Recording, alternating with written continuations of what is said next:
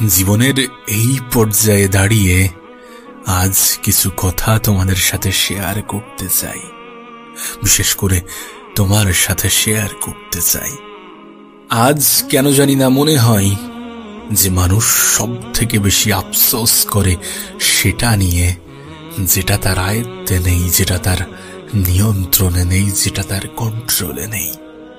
মানুষ সব থেকে বেশি কষ্ট পায় সেটা নিয়ে যেটা নিয়ে তার কষ্ট পাওয়া উচিত নয়। মানুষ সব থেকে বেশি হতাশায় ভোগে সেটা নিয়ে যেটা তার কন্ট্রোলেই নেই। আর সব থেকে মজার বিষয়, এগুলো আমাদের অজান্তে হয় না, আমরা প্রত্যেকেই জানি। আমরা জেনে শুনে কেন জানি না সমস্ত কিছু করতে ভালোবাসি, কেন জানি না এটার মধ্যেই আনন্দ খুঁজতে গিয়ে নিজেই নিজেকে কষ্ট দিয়ে থাকি।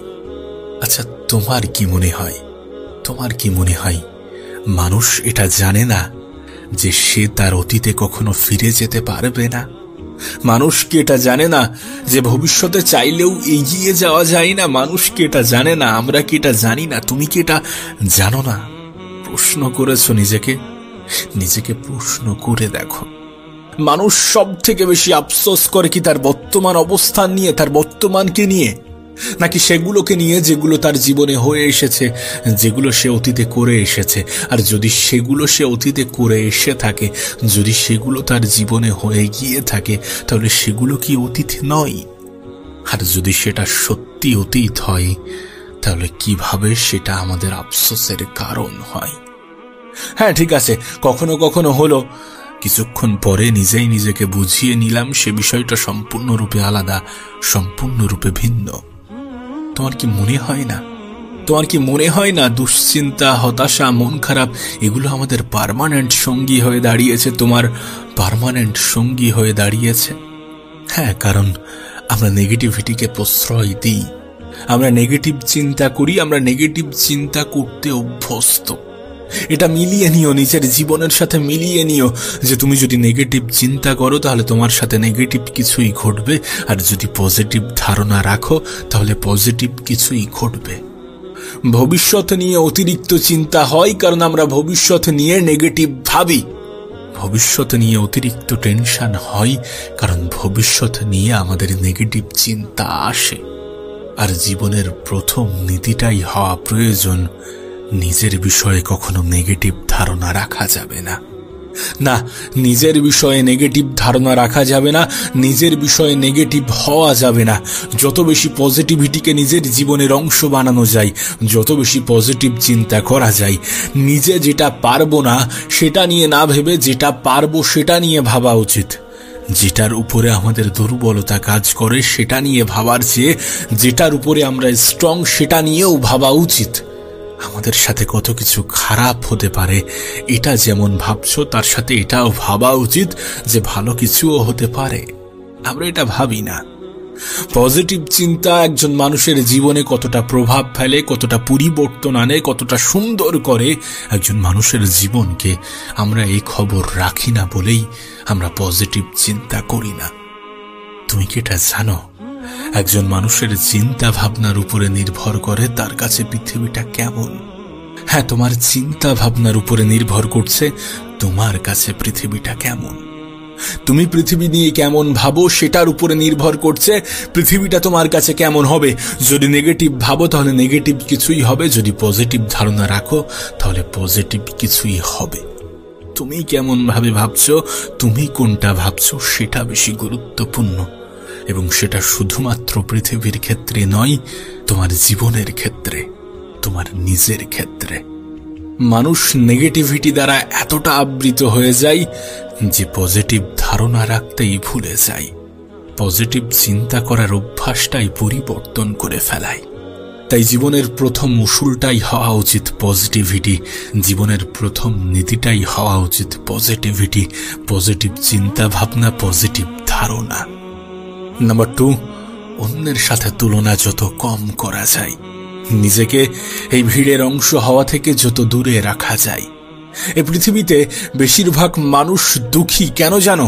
কারণ আমরা তুলনা করি অন্যদের সাথে, অন্যদের অবস্থানের সাথে নিজেদের অবস্থানকে আমরা তুলনা করি অন্যদেরকে দেখে, বাইরে থেকে দেখে। আমরা তুলনা করি নিজেদের দুর্বলতাগুলোর সাথে অন্যদের সবল পয়েন্টগুলোকে।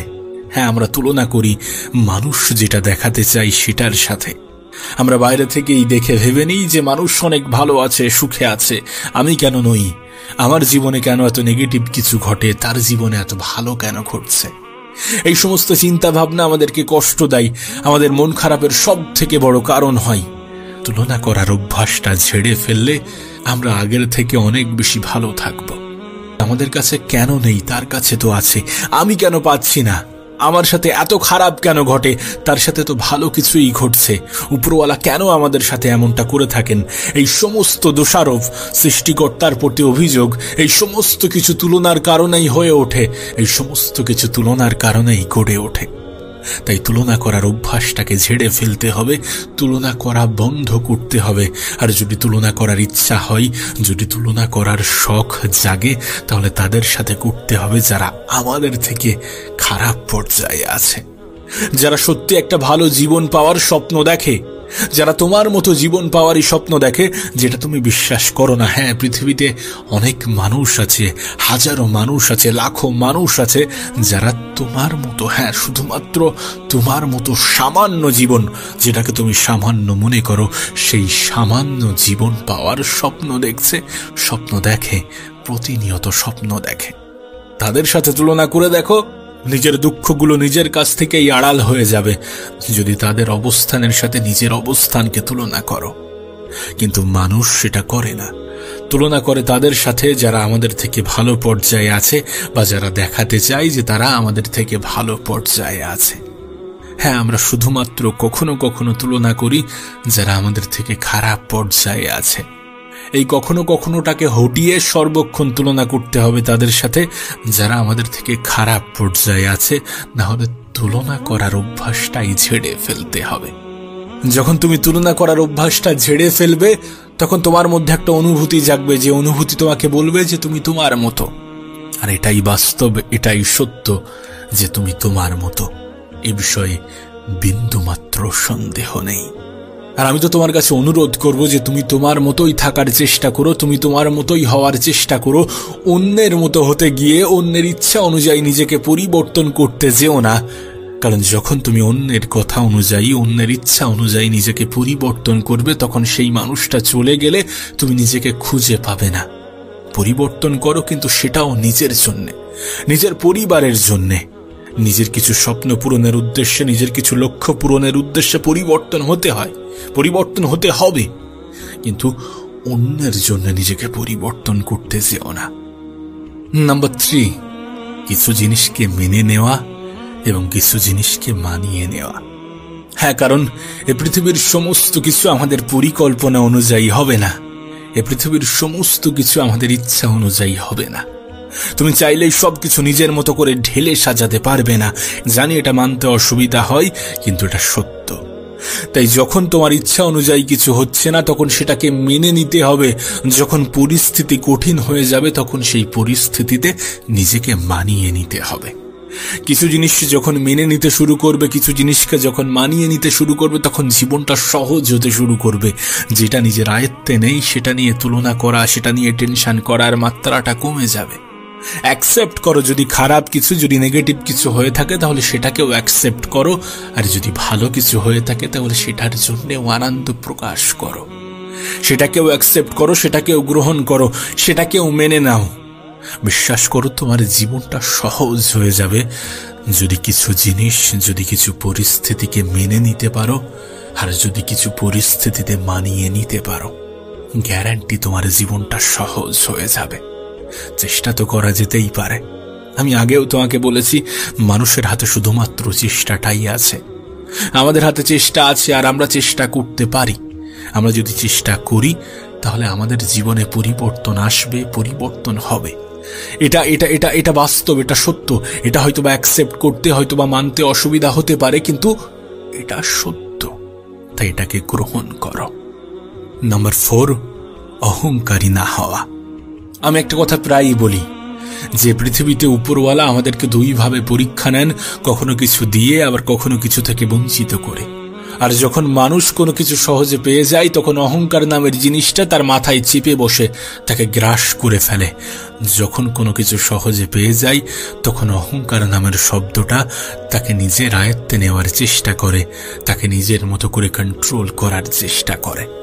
কিন্তু বাস্তবতা এটাই যে আমরা যতটাই উপরে উঠি না কেন, যতই আকাশে উড়ি না কেন, মাটিতে পা থাকাটা গুরুত্বপূর্ণ। জীবনে যদি কিছু অর্জন করে থাকো তাহলে সেটা তোমার কাছে সত্যি আনন্দের, কিন্তু সেটা নিয়ে অহংকার করো না। হতে পারে যেটা পেয়েছো তার থেকে আরো ভালো কিছু পাওয়ার, তার থেকে আরো বড় কিছু পাওয়ার ক্ষমতা তোমার মধ্যে আছে। অহংকার করো না, দেখবে উপরওয়ালা তোমাকে তোমার চাহিদার থেকে বেশি কিছু দেবেন, যেটা পাওয়ার পরে তোমার আফসোস তোমার কাছে জঘন্য নগণ্য মনে হবে। জীবনে যত কিছু অর্জন করেছো সেটার জন্য শুকরিয়া আদায় করো, আর যদি সত্যি কোনো ঘাটতি থেকে থাকে তাহলে সেটার জন্য উপরওয়ালার কাছে চাও, নিজের তরফ থেকে সম্পূর্ণ চেষ্টাটা করে দেখো। তুমি হয়তোবা শুনেছো যে অহংকার মানুষের পতনের মূল কারণ। বিশ্বাস করো, এটা সত্য, এটা বাস্তব। তাই কখনো অহংকারী হয়ে যেও না। যেটা পেয়েছো সেটার জন্য শুকরিয়া আদায় করো, আর যেটা পেতে চাও সেটার জন্য চেষ্টা চালাও। নাম্বার 5, ভালো থাকাটাকে নিজের অভ্যাস বানিয়ে নাও। হ্যাঁ, ভালো থাকাটাকে নিজের অভ্যাস বানিয়ে নাও। ভাবছো কিভাবে? সমস্ত অভিযোগ করা ছেড়ে দিয়ে, যেটা নেই সেটা নিয়ে অভিযোগ করতে যেও না। আমি তোমাকে একটা জিনিস বলেছি যে মানুষ সেটা নিয়ে গুরুত্ব দেয়, সেটাকে গুরুত্ব দেয় যেটা তার আয়ত্তে নেই, যেটা তার নিয়ন্ত্রণে নেই। আমি সেই জিনিসটাকে সব থেকে বেশি গুরুত্ব দিয়ে থাকি যেগুলো আমাদের নিয়ন্ত্রণে, যেগুলো আমাদের আয়ত্তে নেই। তুমি তখনই তোমার ভালো থাকাটাকে নিজের অভ্যাস বানাতে পারবে যখন তুমি তোমার কাছে থাকা জিনিসগুলোর গুরুত্বটা বুঝবে, যখন তুমি তোমার কাছে থাকার জিনিসগুলোর মর্যাদা দিতে শুরু করবে, যখন তুমি সেটা নিয়ে খুশি থাকবে, যখন তুমি সন্তুষ্ট থাকবে, যখন তুমি আফসোস অভিযোগ এগুলো থেকে দূরে থাকবে। মনে রেখো, কিছু কিছু অপূর্ণতা জীবনে বেঁচে থাকার অনুপ্রেরণা যোগায়। কিছু কিছু অপূর্ণতা এটা দেখাই যে আরো ভালো কিছু, আরো বড় কিছু আসতে চলেছে। হয়তো এটা তোমার কাছে গ্রহণযোগ্য মনে হয় না, কিন্তু এটা বাস্তব যে হতে পারে তোমার জীবনে আরো ভালো কিছু আসবে, আরো বড় কিছু হবে। সেটার জন্য নিজেকে প্রস্তুত রাখো, প্রস্তুত থাকো। জীবন নিয়ে অভিযোগ কমিয়ে ফেলো। আবারও বলছি, যদি ভালো থাকতে চাও তাহলে ভালো থাকাটাকে নিজের অভ্যাস বানাতে হবে। নেগেটিভ চিন্তা থেকে দূরে থাকার মাধ্যমে পজিটিভিটিকে নিজের জীবনের অংশ বানাতে হবে। নিজের তরফ থেকে চেষ্টা করতে হবে রেজাল্টের দিকে অতিরিক্ত গুরুত্ব না দিয়ে। নিজের তরফ থেকে চেষ্টা করতে হবে ভালো থাকাটাকে নিজের অভ্যাস বানিয়ে। আর ভালো থাকার অভ্যাসটা তখনই গড়ে উঠবে যখন তোমার কাছে থাকা জিনিসগুলোকে তুমি গুরুত্ব দিতে শুরু করবে।